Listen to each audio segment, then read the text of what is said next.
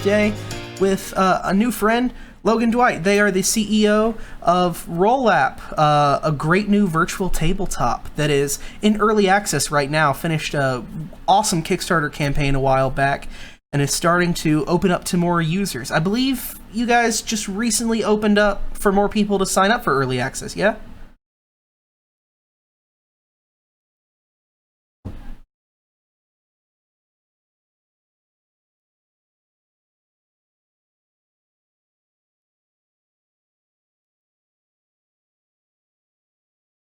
Starter backers and a handful of people from our game creator, community. But now anybody can sign up and play on Roll. So we've been pretty happy to see that even in the last week, there's been a ton of really excited, new community members joining, a lot of new games being created, new templates being created. It's been really positive so far. And also we're very happy to see that now that we've kind of opened the floodgates, nothing has crashed. So That's always good. Knock on wood, it's all still running. I've definitely been in plenty games where opening day comes or new DLC comes out and it's like, oh no! Magic Arena was one where I know at one set release it was like, okay, so it's taking an hour to log in, and we won't even talk about Bungie. Oh yeah, I had to kick that habit a while ago. Yeah, that's fair. But anyways, I introduced you a little bit, but would you like to just let people know a little about you? Sure. Yeah, as you said, my name is Logan, and I'm the CEO here at Roll. We have been, formally doing this as a kind of a full-time business for a little over a year now. And before that, my general background is in games and tech. I am located in the Bay Area, so I have kind of a Bay Area tech and gaming background. I started my career a little over a decade ago in social games, which is pretty funny because I often say with Roll and with role-playing games in general that these are the true social games because they're games that encourage us to do this, to do what we're doing right now.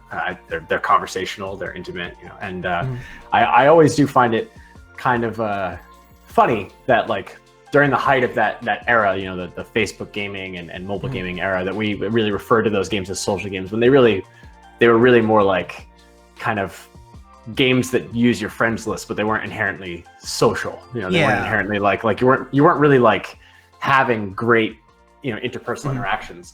But regardless, that was kind of where I started my career because that is where gaming was at the time, and I was working in games, and so that's what was going on. I helped launch Kabam.com, which was they're basically one of Zynga's big competitors, and that was a cool project, especially really early in my career to be a part of the launch of a big gaming platform. We basically took the whole thing from scratch to launch in 6 months. It was really, really fast and aggressive, but I learned a ton. Incredibly grateful to have had that experience. And then, I worked there for a little while, worked on some game titles there. And then I left and went into independent consulting in technology and in games. I have a background in games. I have a degree in game theory.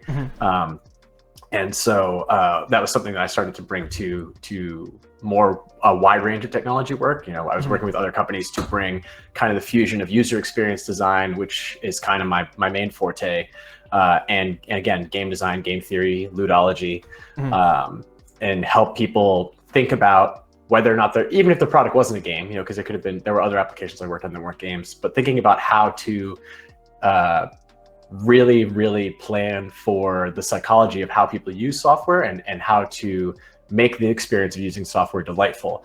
And it's not as simple as give people achievements or make this thing sparkle and have little cartoon characters and stuff like that. That stuff's not really it. So I spent a lot of time working on again consulting with companies, helping bring that to the table, and then did that for a long time, and now here we are. Oh, by the way, let me mention before I forget to say it. I know normally we use Google Meet for this, for cover to cover for our interviews, but today we are using Roll-App for our video conferencing. So everyone in the chat, you can see what it looks like. And honestly, it's one of the things. There's a lot of things I like about the app, but this is the one I like the most. If I'm being honest, I like a lot about Roll20, and I don't want this to be like a negative, like bashing on other options type of thing. But frankly, their video conferencing can be a little clunky, and I think a lot of us end up using multiple apps to kind of get by, where we'll use Roll20 for the game, but turn off the video functions and move that over to Discord or to Google Meet. In this case, yeah, we are, Jada. We'll be demoing it some. But this is clean. The refresh rate's actually really good. You can see my shelf and stuff in the background actually looks pretty decent, which is not something you'll get with some of the other ones. And the windows are big, which I like. I think this one is more designed for kind of getting that face-to-face game, even when you can't. From what I've seen, at least. Mm-hmm. Speaking of which, do you have any experience, or did you come into like the tabletop gaming scene before Roll? Like, is that a thing you did as a hobby, or was it kind of something you experienced through work? So tabletop gaming was basically, it's specifically tabletop role-playing gaming, but tabletop gaming in general was basically like how I got into being a creative professionally. When I was really young, I got into tabletop RPGs. I had family members who introduced me to things like D&D, and then eventually like other games. When I was again like a young teen or whatever, what are they called, tween? I was playing a lot of. I don't know if you've ever played Exalted. I'm familiar. I want to. I can't remember. I think it was White Wolf. I think it was an old White Wolf title. But it was basically like, this epic, like anime fantasy, think like Avatar: The Last Airbender meets like Dragon Ball Z meets Naruto, but like, again, like kind of with this epic fantasy. So I used to play a lot of that, Shadowrun, D&D. And again, like it got me really into not only the idea of playing, these types of games, but then creating them, because something that I've really clung to as an ethos going forward in my life is that tabletop role-playing games are the most accessible form of game design, because they require you to really only have the skill to essentially like think about game systems, think about, your game and your world, and your ability to write and your ability to like essentially design in the raw. Whereas like other types of games, require other types of technical skills in order to be able to create them. And so when I was young, I would design my own tabletop games and like play them with my friends, like have them over. We'd play stuff sitting on the floor in my bedroom and whatnot. And that was what kind of sparked my love of like, I want to make games for a living. And so that's when I then went off to study that. And as you know, the rest is kind of history. And so in a lot of ways, coming back to doing Roll feels like coming home. This is something that my business partner, Ian, who has been my best friend since we were 13 years old. He and I have talked about this, about how like this kind of feels like, with all the twists and turns of both of our careers and the different things we've done, this feels like an inevitability. This feels like the thing we were always going to eventually do. And so it's really cool to be doing it now. Very cool. And you come at things then from a pretty old school perspective. I can't say I do. I tried getting into TTRPG stuff in high school, but I'm from the American South, heart of the Bible Belt, Tennessee, and it wasn't so much like the whole, is that devil worship? But I do think at one point my mom goes, now I've heard that can be not that great, and I was like, nah, you need to not listen to stuff like that. And she's like, oh, okay, cool. But it was just like, couldn't find anyone to play with, because a lot of people did have that kind of take on it. Came in a little later in college. But in your case, pretty old school, a lot of experience with gaming, and coming from something that did not have a lot of technology in it at the time, probably. That's just not the case anymore. There's lots of technology involved in gaming. I think I did a pencil and paper character sheet for the first time in like 6 months today. Wow. I'm putting together a game for my 6-year-old cousin. She wants to do Pokemon 5e, so I'm going to run a game for her and some friends for her birthday. And I was making out the character sheets, and I was like, I'm going to use a pencil. I haven't sitting and written all this out, because D&D Beyond is just so damn convenient. But technology has really kind of taken over, and 2020 has done nothing but help that. Do you have anything to say kind of about the symbiosis between the tabletop, even in person and tech? Oh, absolutely. It's excuse me. It's funny because we started thinking about Roll back in 2015. So we had no way of anticipating that like we were going to be in the middle of this huge global pandemic and like that it was going to drive people online and that this was going to be essentially the primary way most people socialize. And at the time, back then when we were thinking about it, we had this whole idea of I think most people who play role-playing games would agree that like once you've tried it once you've kind of gotten a taste for it, it is like one of the most engaging and most fundamentally gratifying forms of gaming. And I'm not trying to say it's necessarily better than the types of games, but everything is different. But this specific type of social experience is extremely high level of engagement, highly creative, but there's a barrier to entry there for a lot of people, right? And so, I mean, you just said yourself, right? Like what your barrier to entry happened to be that you didn't have people to play with up until, college or whatnot. A lot of other people's barrier to entry might be that they perceive the thing from the outside as being kind of complicated and opaque. They see, people like me and you we have you can't see mine because my shelf is over here, but we have our huge role-playing game book collections in it. It looks like a collection of textbooks, right? And so people see this stuff and think to themselves, oh, that seems kind of opaque. Maybe I'll stick to Yahtzee. And we had this belief, which is, okay, well, the meat of these books and things is always there for the people who love that stuff, people like us. But we can use technology to abstract out the complication for the people who don't want it and create a smooth on-ramp to get people into this medium. And so back in 2015, we were thinking about this. We created this mobile app, which was the first version of Roll. We've rebranded it. We now call it Roll Classic. You can still get it. It's on the App Store. It's on iOS. And that app was really, really, really simple. And the idea there was like, it was a really basic rule set. It wasn't based on D&D or anything. It was just kind of like our own in-house rule set. But the idea was that it was an app that abstracted out most of the complications of play so that anybody could start playing. We had a lot of successes with that. And even back then, like it wasn't necessarily about video chat then. It was just more about just like using the technology to augment the game. You still would play in person a lot of time, or you play over a phone call. But we saw like really, really, really positive engagement back then. And as I'm sure, anybody who's watching this right now is aware, the tabletop RPG space online has grown by leaps and bounds in the last 5 years. I mean, we have so much engagement across streaming, across, people playing over video, people playing, in things like Roll or Zoom or Discord, Roll20, D&D Beyond, Fantasy Grounds, etc.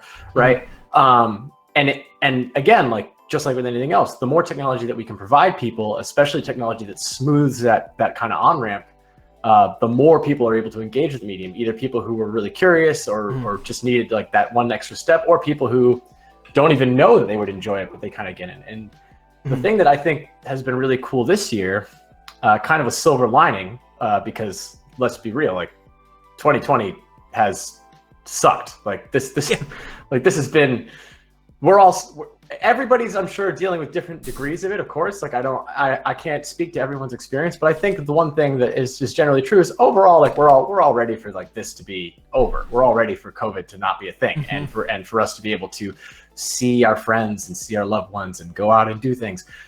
But because we are stuck inside doing this, the one thing that's been a silver lining is it has acted like a forcing function and caused people to seek out new ways to engage online. And that's allowed kind of, products like ours and other stuff. I mean, again, like even Zoom, which isn't really a gaming platform, but it's just like a communication platform, right? To thrive, because people who may have been curious before, but held off on trying things, are more likely to try it now, right? More people are using video now, more people, because it's a way to socialize. And so again, the kind of silver lining of all this is we have seen a huge spike in completely new RPG players. Like there's always going to be like the really enthusiastic like core community, and we build Roll to service a lot of those people. But also like I have played more role-playing games this year with new people than ever before. Like in my whole life, I have been at the table for more people's first game than ever. And I think that that's really cool. And universally, everyone who tries it afterwards is like, wow, that was awesome. When can we do that again? It's like, it's just, they get bit by the bug.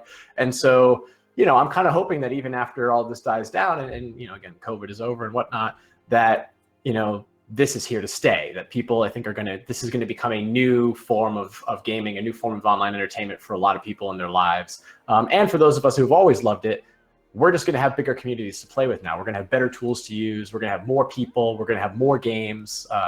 So, et cetera, et cetera. Very cool. And speaking, you mentioned Roll20 and Fantasy Grounds. Those are probably the two longest running, at the very least. I guess it's fair to say biggest too. Virtual tabletops for a long time. World Anvil being kind of right up there as well. And I think I've in the past thought, why isn't anyone else there? Why aren't there any other options? But then I've heard other people be like, well, because everyone uses, and a lot of times I hear things to the effect of, well, all my books are already on Roll20 or something like that. What made you think it's time to toss a hat in that ring? To be blunt, it was basically two factors. The most blunt and clear one is that, those products are very effective at serving a very specific style of play, and it wasn't the style of play that we enjoyed. And I'm not necessarily saying that like our style of play is better than others, because it's not. That's not what it's about. Like to be honest, I don't really consider what Roll20 does or what Fantasy Grounds does to be strictly competitive with what we do. I think we have the ability as different platforms to coexist, because they do a really good job of focusing on these really rich kind of battle map systems and all this stuff that is kind of like an almost tactical style of role playing that I think a lot of people really enjoy. But when I play, I'm of the audience that I like to play theater of the mind. I like to do this kind of like campfire style, like we're all just looking at each other. The game is in our minds. And to me, the exciting part is this engagement of talking to other people and having this kind of really big imaginative play pretend kind of experience. And so we looked at what was available, and we basically said that if we want to do that online, right now our best option is honestly like Zoom or Discord. And we felt like that wasn't good enough for us. I honestly consider Zoom to be a bigger competitor to what we're doing, than anybody else, because again, like it's a tool that caters to a very specific style of socialization. And so we looked at that stuff and we said, what if we could build exactly the product that we would want for how we play, where we could have really high quality video that is front and center, as you said at the beginning of this conversation, right? And Roll, like the video is the main event. But then we would give people all the tools around the margins in a really intuitive, really easy to find way to play any game they want. And so that was kind of the ethos that we worked up from. The second factor was, and it was kind of the thing that tipped us over the edge, because again, we were having these discussions that, like I told you, like Roll was a project that we had created. The original Roll was a project that we created back in 2015. And so the thing that kind of tipped us over the edge was we have like over 120,000 players on the old Roll app, on the iOS app. We have all these people who have downloaded our iPhone app and are playing on it. And at the time, to be honest, like when we created that, it was more of like a personal project. We weren't really intending to turn it into a large business. But we started to see like a big play community form around it, and we started to get feedback from people about what they wanted, like, and what attracted them to it, and what they wished it could do next. And the feedback was pretty much always the same. Everybody said the same thing, which is, I want this to be like platform agnostic. So they didn't want it to be just tied to their phone, because not everybody has an iPhone. People were like, I want to be able to play it on my Android device. I want to be able to play it on my computer, my laptop, whatever. They wanted it to be online, video and audio call centric. So that rang a big bell for us, because we were like, oh, we're not the only people thinking about this. Like, we've gotten a lot of letters and emails and things and support questions from people being like, when is the Roll app going to support video? Like, I want to do that. And then the third thing was, people wanted a system that was really, really easy to customize for any game they wanted to play. They didn't want to have to spend a bunch of time either building in support for their favorite game or waiting for creators to put in support for them. And so we looked at those things and we said, Ian and I, again, my co-founder, my best friend, we looked at our track record in technology. He's a very experienced software developer, and I'm a software designer, and we're both entrepreneurial. And we said, we totally have the skills, and our work history has shown us that like almost all the things required to build this, we already know how to do. Like we've done many of these things before for other products, just in different pieces. Mm-hmm. So I was like, let's assemble Voltron. Like, let's just do this thing. Let's make our product. And as you said, like we had a pretty successful Kickstarter back in the summer. And we did that very intentionally. The Kickstarter for us was like, obviously you raise money for Kickstarter. That's important. It helps fund development. And it's been amazing. Like we've been able to put so much resources into building the software that we're using right now. Mm-hmm. But also it was frankly to test the waters of, okay, this is our pitch to the role-playing community of saying like, this is the tool we've always dreamed of. Mm-hmm. This is also a tool that we think people are asking for based on the feedback we've gotten. Is this what you want? And the answer was resoundingly yes from the audience of people on Kickstarter and stuff who came and found us. And we were super happy to see that. And so, we really try to, our approach, we really try to be community first. We really try to be community centric. I mean, almost every single feature that we've ever pushed so far in early access, we immediately go into feedback loop with our players, and then we update them. I mean, just this week, we've been going super hard on updating all of our template creation stuff and our duplication features, all based on like the immediate feedback we're getting from players, because at the end of the day, like it's basically just about building the smoothest possible on-ramp so that people can play online to have like a delightful interpersonal experience. Very cool. One thing I like to ask, because I'm a big Kickstarter fan, I actually have a problem. I have to like stop myself half the time. Same. I'm really excited about HTT Paladin's book that's on Kickstarter right now, Polyhedral. It's got a lot of great GMs, including Brandon Dixon, Matt Mercer, Daniel Kwan, and interviews with all these amazing people in the TTRPG community. Do you have anything in your backer list right now that you're really excited about? Oh my God, I got so much stuff. So let me think here. So there was a batch. I think they all closed now. I think most of them just ended, but there was a batch like last month or so of a bunch of small indie projects using the open Merc Borg license. Mm-hmm. That game has been one of my like favorites of 2020. I've been my personal gaming group. We've been playing a ton of Merc Borg. I usually GM it, and it's really fun. And it lets us have like that. I always think of it like it's like the Dark Souls of tabletop RPGs. Like it's very much like that kind of like prepare to die, and like it's very like kind of heavy metal. But I also like that like it's kind of funny. Like it can be really serious if you want it to be, but it's kind of I feel like it's like written to be funny. And so like we make it really, really fun when we play. And so I had a ton of excitement around all these independent projects that were coming out once they opened up their license to everyone else. And so there were all these like zine projects. I think there's one called, Strange Citizens of the City. I think that's what it's called. And then there's another one called The Masticator Gate, which that's a great name, The Masticator Gate. That is. And it's like, it's like the picture is like this hole of teeth, right? The Masticator Gate. And I was like, oh yeah, this is great. So I like back to those. I thought those were really cool. I'm also a super huge Monty Cook Games fan. Like my like quote unquote big RPG of choice is Numenera. That's like I will whenever someone wants to run something that's like again like more of a bigger RPG, I pretty much always just go to Numenera. And so way earlier this year, I think it was this year, like beginning of this year, they ran the Liminal Shore Kickstarter. So I backed that. I have been getting all those books steadily. They have I think 2 more books that are supposed to be coming out, one in January and one somewhere into later next year. So I've been getting those as they come out, which has been really cool. And also they did a Kickstarter this summer, I think, for Patolis, which is Monty Cook's like big fantasy city setting. And so I backed that one. That one's been really great. Generally speaking, I like try to kind of keep my eye on RPG Kickstarters and just throw my money at basically all of them. As you said, like I have a huge problem. I think my Kickstarter backer list now of like projects I've backed is like 300 different gaming projects or something like that. Like I definitely have a problem. I say I have a problem. My wife is the one who tells me this. It is true though. I was big on Daniel Fox's Flames of Freedom. That one is one I'm really excited about. Revolutionary War, like inspired by like Hamilton and like weird Wild West type stuff, RPG in this Y-hander system is what I'm really excited for. But anyways, I think what most people want to see is rolls. So let's actually take a look. Sure. Let's switch windows real quick. Let's start with the dashboard, because that's what people see, right, when they first log in.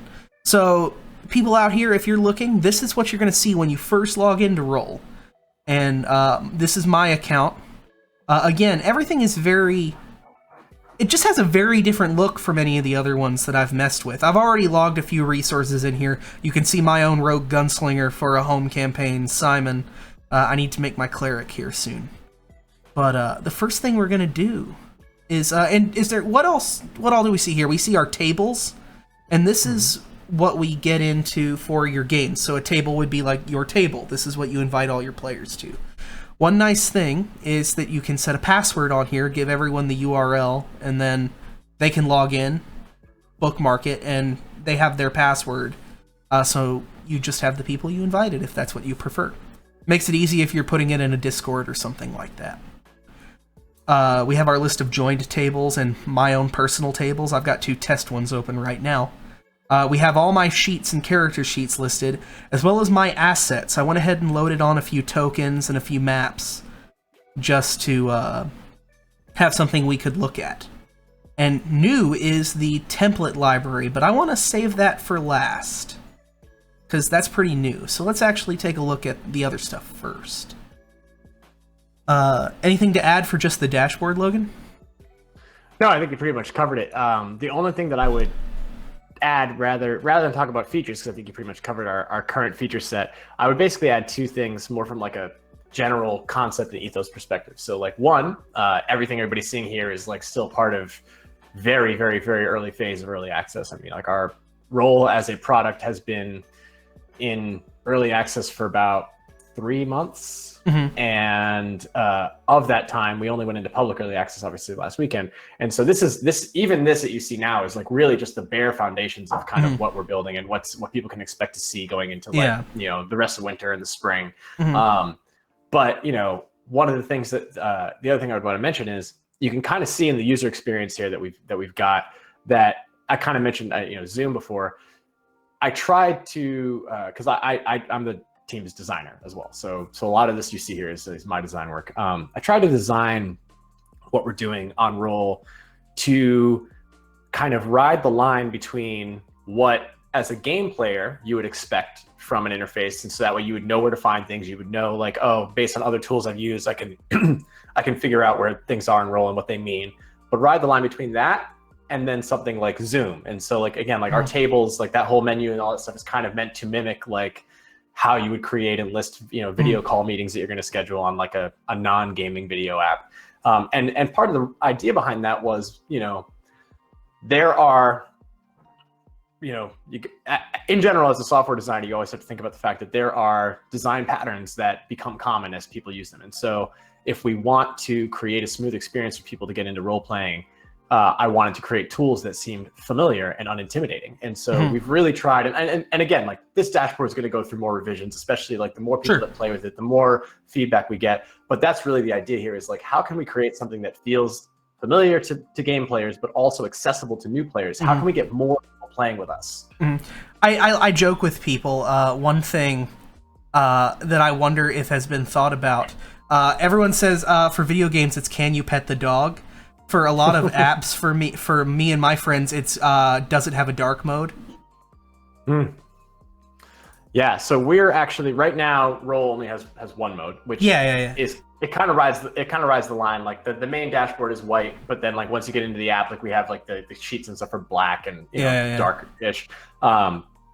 We don't currently have plans for like a light and dark mode, but in our solution that we're working on, that is something that's going to come probably spring of next year, I'd like to think, maybe a little bit later. It's gonna be dependent on how fast we can push out some of our other features, is skins for the app. Ooh. So you'll be able to reskin the app to meet your needs and also meet themes that you want. So sometimes that can just be for fun things, like, oh, I want to have my whole app look like it's cyberpunk, or I want to have my whole app look like it's like kind of a Tolkien-esque fantasy world, or et cetera, or comic book. But also and this is really important, skins for accessibility reasons, right? Like you could have like, okay, like, you know, color blindness skins, or, you know, skins that are high contrast mode, things like that. And like, it pains me that because we are essentially a dev team of 2 people right now, like just so that everybody on the stream is very clear, Roll is basically me and Ian.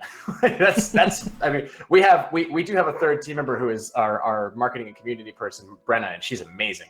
But like, you know, she also helps with a lot of other gaming companies in the space, and like, you know, we don't try to take up too much of her time. And so when it comes down to product development, it's basically just me and Ian. And so we are trying to get to as much of stuff as fast as possible. And it pains me that we don't have things like the skin system and stuff in yet, but it's like we have to prioritize, you know, the features that we work on. But that is in the roadmap, that is coming. And the idea would be, again, rather than just like a simple light and dark mode, the idea is going to be like, you can customize your role interface to look exactly how you want based on your own needs and also like your tastes. I love it.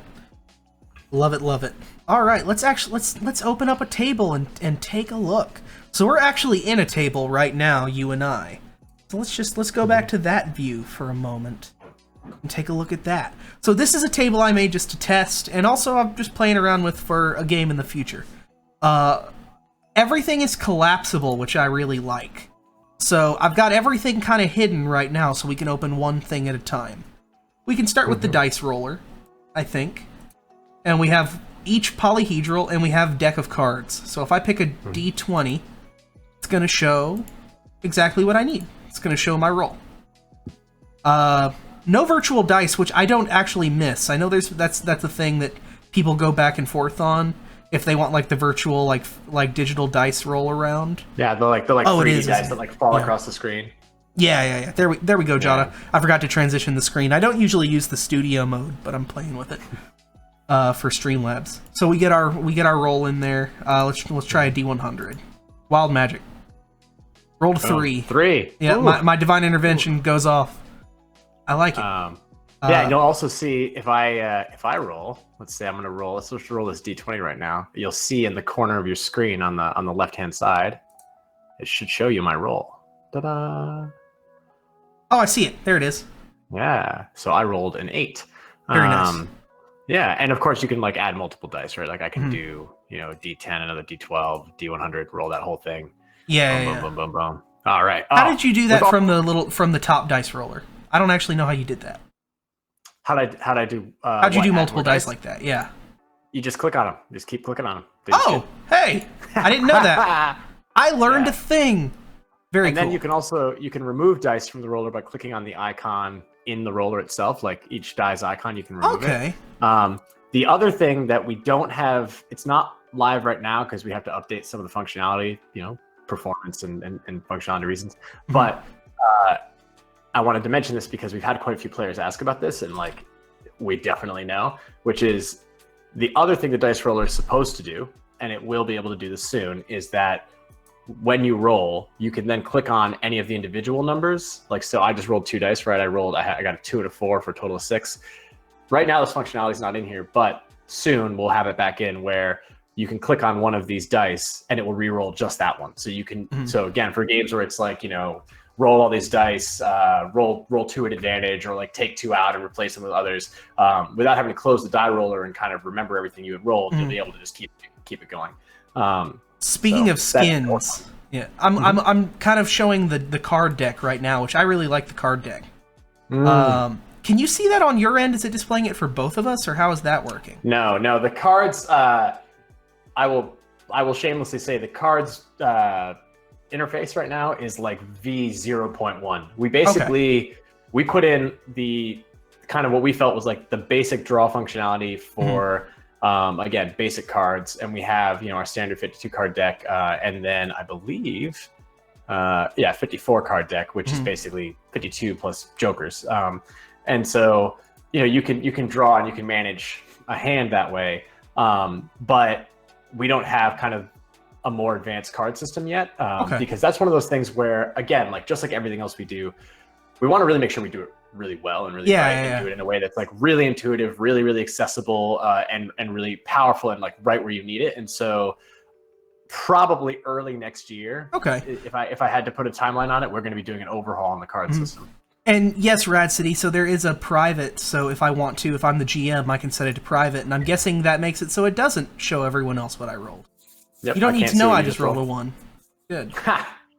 For the card skins, so we're actually doing a Witcher campaign right now, and I am desperately trying to find a way to get Gwent in our tabletop RPG.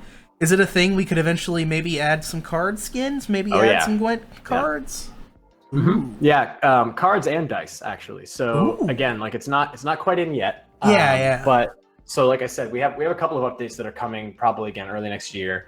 One of which will be the overhaul of the card interface, and when the card interface overhaul launches, part of that will also be the ability to upload custom decks of cards. So for game creators that are on our system, they can upload the cards for their game officially, and then you can just add them to your library.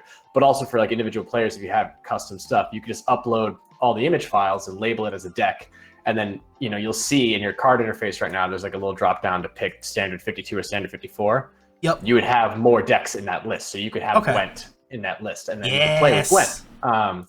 Or like tarot cards, or, I don't know, like again, for me, when I play Numenera, for example, I love using Monty Cook Games makes all these awesome like cipher decks and stuff. So you can, instead of having to go into the book and look at all the ciphers, you can just draw a card and give them to the players and say, okay, you found this. John, I'm going to make triple triad for you. Yeah, so all that, that's what we're going to do. And then similarly, because we've gotten this question about the dice, so people ask about things like fate dice, right, where like it's like kind of more of a custom dice system. We're going to have a similar thing for our next overhaul of the dice roller, where people will be able to create custom dice by uploading image assets that can be the different icons that show up on the die, and then saving that to their die tray. So then they'll be able to roll it, and it will just roll through the symbols that you've uploaded. So I'm actually really excited about that, because I feel like that will really open the door for a lot of game creators to also do things that you can't even do with real physical dice. Like you could just upload a ton of images. You can make a die that is some impossible number, like a 31-sided die, right? Like I don't know. I like it. I'm here for it. So. I like this a lot. Very cool stuff. All right, let's take a look. I guess assets will only take a moment. So you have your asset tray at the bottom. The first one is for PDFs and images, which is usually maps or maybe tokens, or if I had a sheet that I might want to add. And I have already uploaded a few in my library. I'm going to do the yawning portal because I paid for that, so I think I can show that on stream. Oh, no, I did that wrong. Add to table. There we go. And so in theory, I could now show this on the table, or view in a new window, make public, edit map size, remove from table, so on and so forth. I'm not actually going to show it on the table because I don't want to block a bunch of stuff. And then we can also add tokens. I added, actually, for those of you who were asking, I have some of my Avernus group in the chat right now. So you wanted Alex. Here he is. And now I can add Alex to the screen if I want. Make public. There we go. And now I can add Alex to the maps. Yeah. Nice. My lovely Ion Cleric. Very cool. Very nice. Is that other one the backup character? I probably need a backup character for Avernus, let's be honest. I went ahead and made a character. I went ahead and made a sheet beforehand. And we could walk through all this if we wanted, but for the sake of expediency, I just went ahead. For you can edit more, you need to hit this little edit tab. And the character sheet stays kind of on the side and is scrollable. I uploaded a picture, again, done by the wonderful Alexandra Foster over at Sad Deer Studios. Look at that handsome rogue. And I've got all his information, variant human, multi-classing info, speed. You have to hit edit to change some of this info. Anything that's going to affect the dice rolls. It took me a minute to figure that out. I was trying to click on it, and I'm like, why are you opening a thing? Let me type. And apologies if that wasn't immediately clear, but yeah, the intention there was, the unfortunate reality is, in order to have really good interactive elements that do what you want them to do, we have to make it so that when you click on them, they do the thing that you think they're going to do, right? They're going to open the die roll, or they're going to add a buff to your die roll, or they're going to throw dice pool out there, or et cetera, et cetera.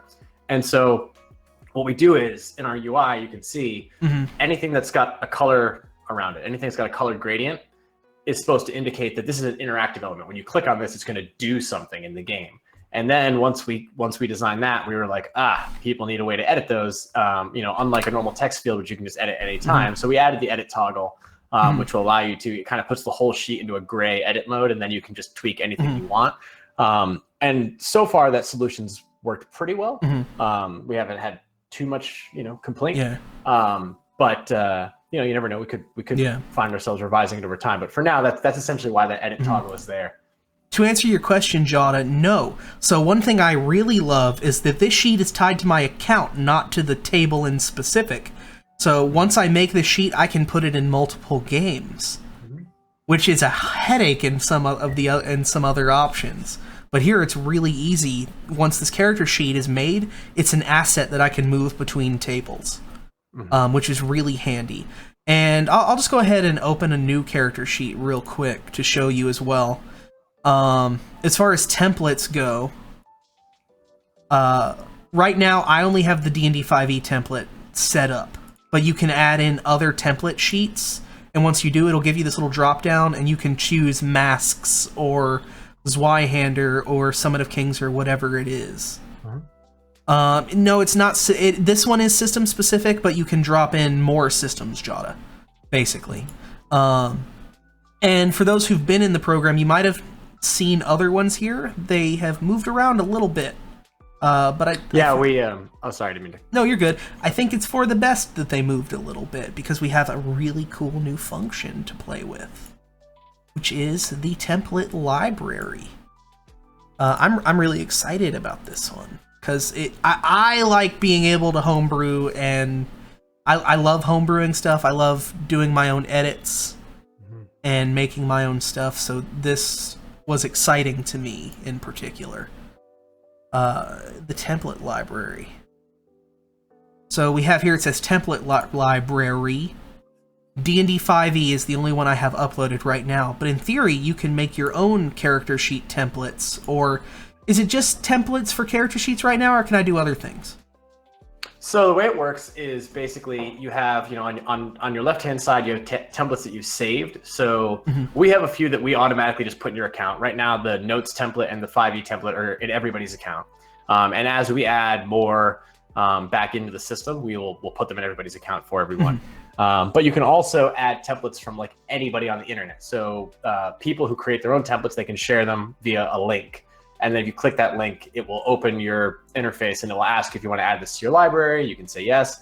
It's very powerful and important for us that like anybody can share templates, anybody can create them. But then, on the right-hand side, you have my templates, which is essentially stuff that you control, you edit. You can create new ones from scratch. That's what that big pink button is for. But you can also duplicate templates that you have in your library and have your own version of them that you can edit. Think of it like a Google Doc, right? Like you can make a copy and you can then edit it freely. Ooh. This is great for people like, let's say, like you said, you like to do homebrew stuff.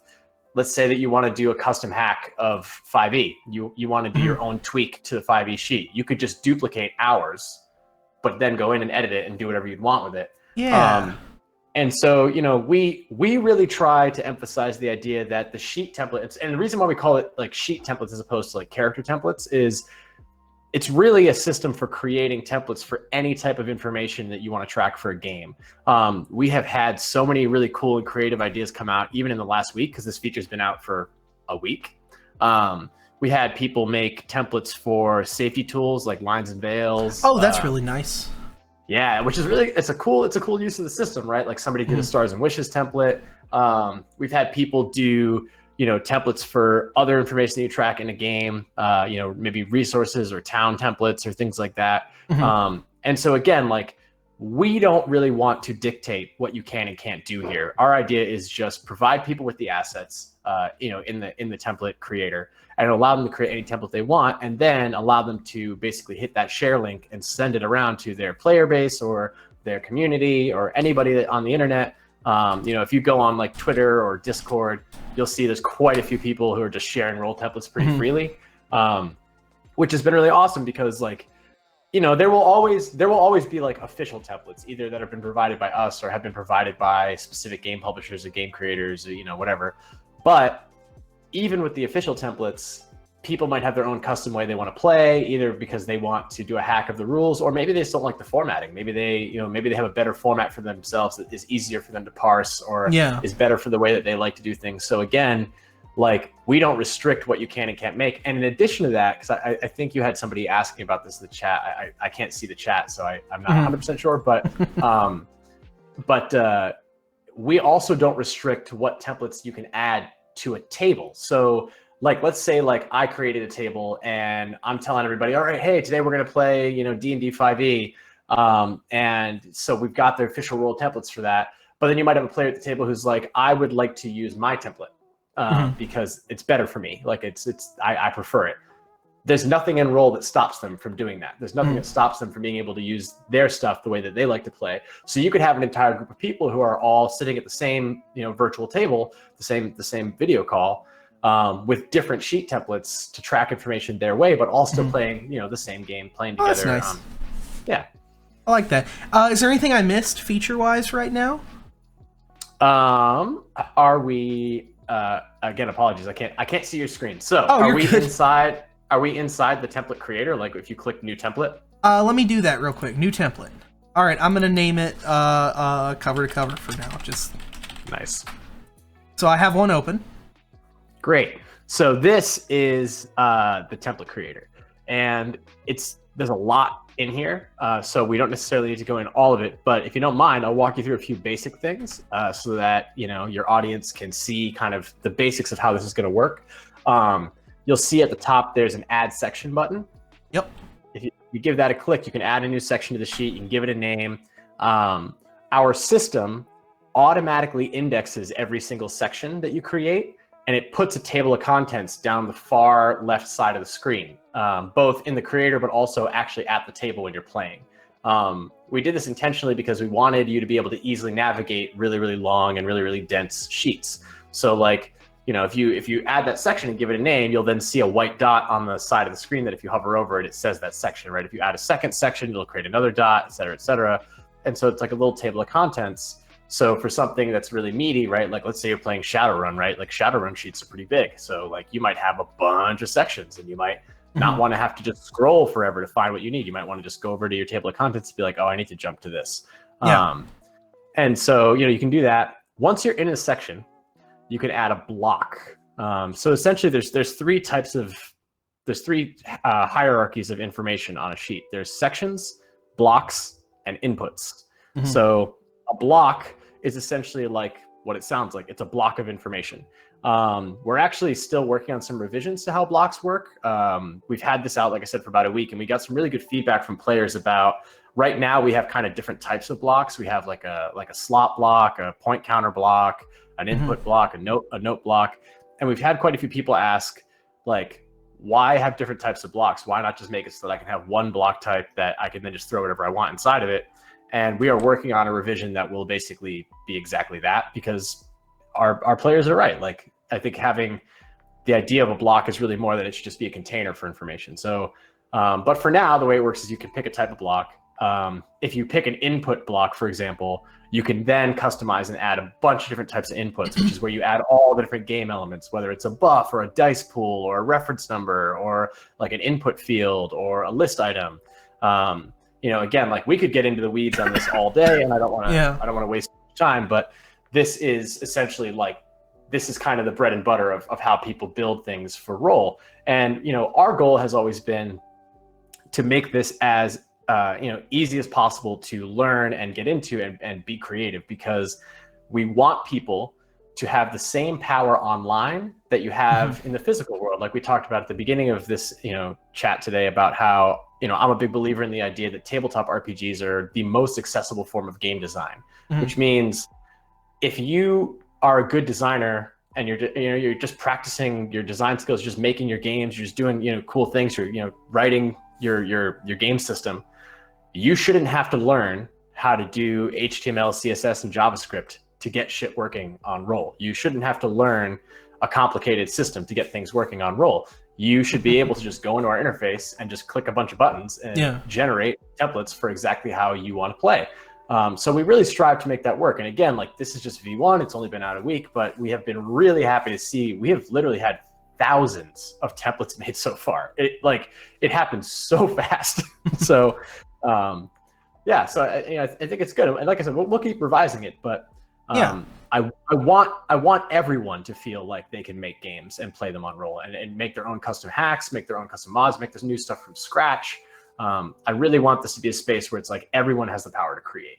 For sure. And there's one final thing I want to talk about. We discussed this a little before stream, but one of the first things that kind of caught my eye in the Kickstarter, I'm a big fan of Swordsfall. Brandon Dixon's stuff I think is fantastic. And I actually heard about Roll, and I will say one of the main reasons I kickstarted it is because I really, really want to play Fifth Ebon Expedition. It looks like it's going to be fantastic. And I saw Brandon say that it was going to be exclusive to Roll. As far as exclusive goes, my first thought, and you kind of explained it to me, and I get how it's different, but my first initial gut reaction was, well, that sounds like when you talk about console games exclusivity, like this is a PlayStation exclusive or something like that. And I half wondered if that is the future of virtual tabletops. If Roll will have games that you can only play on Roll, and Roll20 will have games that you only play on Roll20. And are we going to have the virtual tabletop wars of 2025 or something like that? It sounds very dystopian sci-fi. I didn't mean it to, but it definitely did. I'm ready for cyberpunk, is what that really means. Yeah, exactly. I survived the great tabletop war of 2021. No, it's so to answer your question, and I'll try to answer this as quickly as I can, but it's at our intention, at least on our end, is absolutely not to do anything kind of like a video game console exclusive or whatnot.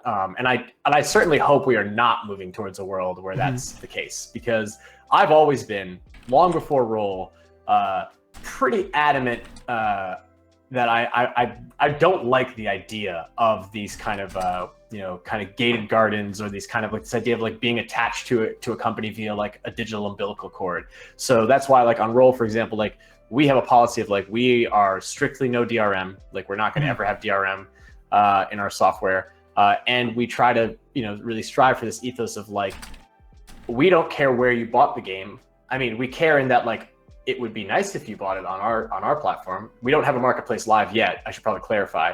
We are launching our marketplace early next year, so that's also you heard it here, folks. Yeah, the marketplace is coming pretty soon. But we're not going to stop. So it goes two directions. We're not going to stop you from playing a game on Roll if you didn't buy it on Roll.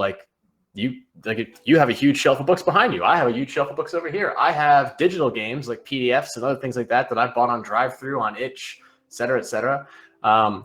You can and should be able to play those to the full extent of their game, of the system on Roll without any restrictions. And it goes the other way too, which is if you buy something on the marketplace for Roll, you should be able to do whatever you want with that. That's your thing now. You bought it, right?